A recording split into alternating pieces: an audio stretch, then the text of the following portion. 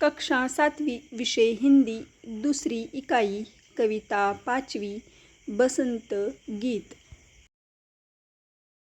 कविता का परिचय। इस कविता में कवि ने बसंत ऋतु के आगमन पर प्रकृति में होने वाले परिवर्तनों का वर्णन किया है।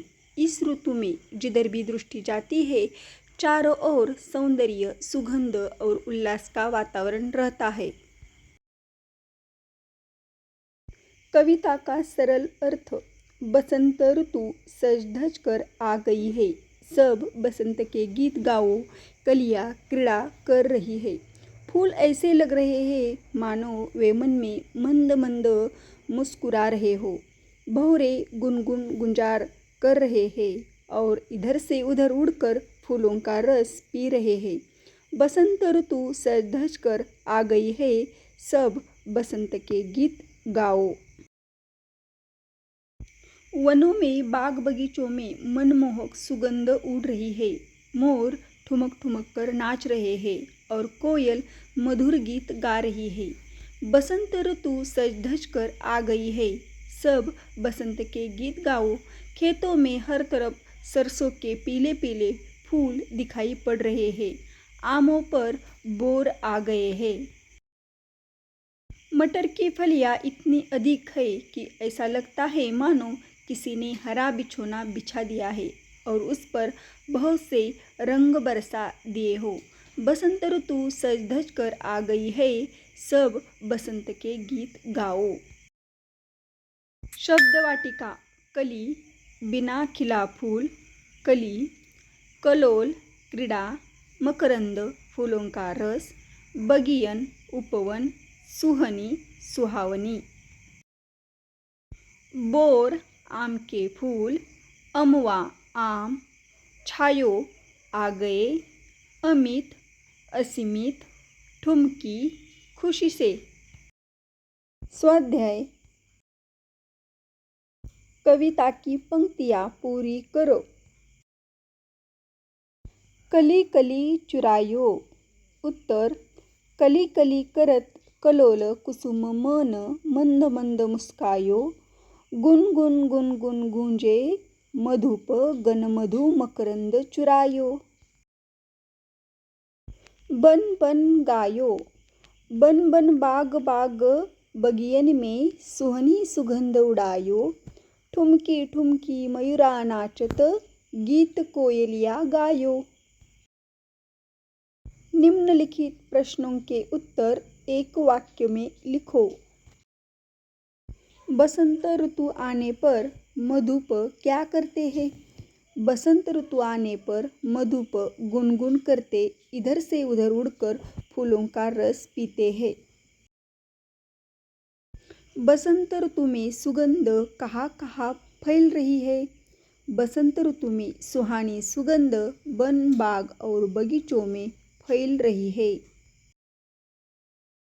मोर और कोयल क्या करते हैं? मोर ठुमक ठुमक कर नाचता है और कोयल गीत गाती है। कुसुम कैसे मुस्करा रहे हैं? कुसुम मंद मंद मुस्करा रहे हैं।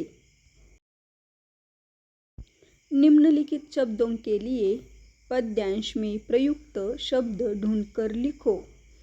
क्रीड़ा, कलोल, भौरा, मधुप, उपवन, बगियन, मोर, मयूरा। पद्यांश में प्रयुक्त लययुक्त जोड़ियां चुनकर लिखो। मुस्कायो, चुरायो, उड़ायो, गायो। निम्नलिखित शब्दों के समान अर्थ वाले शब्द लिखो। बसंत ऋतुराज, कुसुम पुष्प, बन अरण्य, मधुप भौरा। पद्यांश की निम्नलिखित पंक्तियों का सरल अर्थ लिखो। कली कली मकरंद चुरायो। कलियां क्रीड़ा कर रही है। फूल ऐसे लग रहे हैं मानो वे मन में मंद मंद मुस्कुरा रहे हो। भौरे गुनगुन गुंजार कर रहे हैं और इधर से उधर उड़कर फूलों का रस पी रहे हैं। कृति पूर्ण करो। पद्यांश में इन रंगों का उल्लेख किया गया है। पीला, हरा। चौखट पूर्ण करो। बसंत के आगमन पर खेतों में फूली सरसों, आम पर छाया बौर। उचित शब्द द्वारा रिक्त स्थानों की पूर्ति करो। सजी आयो रे ऋतु बसंत सजी आयो। अजी गा ओरे ऋतु बसंत सजी आयो। पीली पीली सरसों फूली अरु बोर अमवा पे छायो।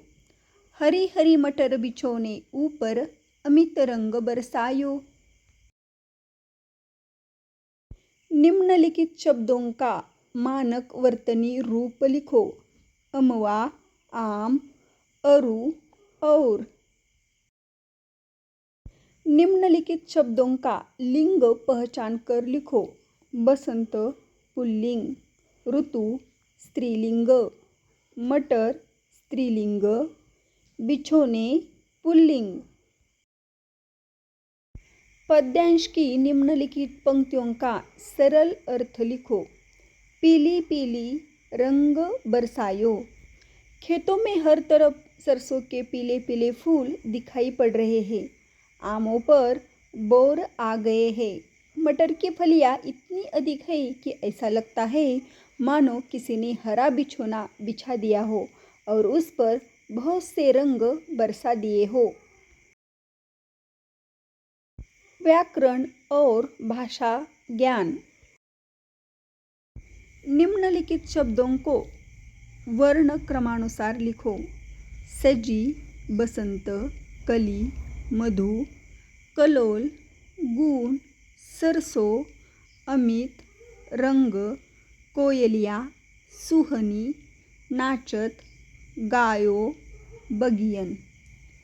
अमित, कली, कलोल, कोयलिया, गाओ, गुण, नाचत, बगियन, बसंत, मधु, रंग, सजी, सरसों, सुहनी।